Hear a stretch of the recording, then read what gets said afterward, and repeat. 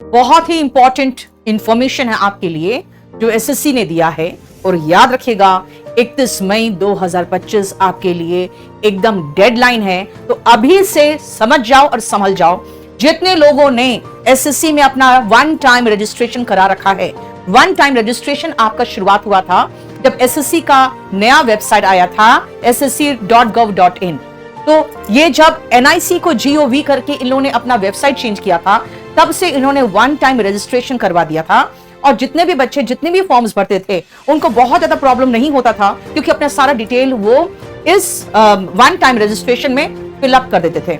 लेकिन आपको अच्छे से पता है कि कई बार आपका कैटेगरी चेंज होता है, कई बार आप अपना ईडब्ल्यूएस के सर्टिफिकेट नहीं बनाए होते हो और यूआर में चले जाते हो, या फिर आपने अपना सर्टिफिकेट बना लिया है, जैसे ओबीसी का सर्टिफिकेट बना लिया हो या ईडब्ल्यूएस का बना लिया हो, यानी कुछ छोटे जो चेंजेस आपको करने रहते हैं वो सारा कंप्लीट आपको फिनिश कर देना है। कब तक? 31 मई 2025 तक। देखो बहुत ध्यान से, with respect to the annual examination calendar issued on 9th May 2025, it is informed that the option to edit the existing one-time registration जो OTR है उसको edit करने का आपको परमिशन सिर्फ 31 मई 2025 तक ही मिलेगा, क्योंकि ये पूरा कैलेंडर जो 9 मई को आ चुका है। अगर इस साल जो आप पहले से अपना रजिस्ट्रेशन करा चुके हो एसएससी में और वो अगर आप चाहते हो कि एडिट करना है तो आप 31 मई 2025 तक ही कर सकते हो।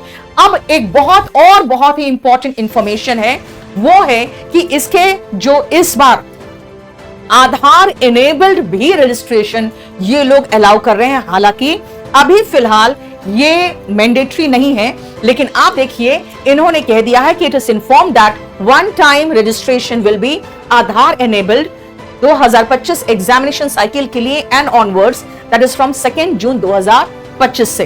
तो अभी भी आप आधार बेस्ड नहीं है ये रजिस्ट्रेशन, लेकिन ये 2025 2 जून से एनेबल्ड हो जाएगा। यानी आगे जो भी रजिस्ट्रेशन करवाओगे OTR जो भी आप आगे करने वाले हैं, यानी कि अब जो बच्चे एग्जाम देने वाले हैं अगर वो करवाएंगे, अभी भी मैंडेटरी नहीं है लेकिन ये आगे चल के होगा। देखिए ये बहुत जरूरी था, क्योंकि तुम्हें अच्छे से पता है कि बहुत सारा फर्जीवाड़ा होता है और कई बार ऐसा होता है कि आपका फिंगरप्रिंट मैच नहीं करता है, जिसके बाद आपको ये एसएससी ऐसे कैटेगरी में डाल देती है कि भाई ठीक है विदहेल्ड है, कब क्लियर होगा कुछ पता नहीं। तो ऐसे आपको भी टेंशन होता है और एसएससी के पास ऐसे बहुत सारे केसेस आए हैं जब ये फिंगर मिसमैच का केस होता है और उसके बाद स्टूडेंट अगर जेन्युइन भी हो तो भी उनको बहुत एक्सप्लेनेशन देना पड़ता है और एसएससी को भी बहुत वेरिफिकेशन करना पड़ता है। तो ये सबसे अच्छा होगा कि आधार का नंबर तो चेंज होगा नहीं। तो मेरी जानकारी जो है और मुझे जो इंफॉर्मेशन मिला ये है कि अगर आप जेन्युइन कैंडिडेट हो ना तो फटाफट आप अपना आधार बेस्ड ही रजिस्ट्रेशन करवा लो।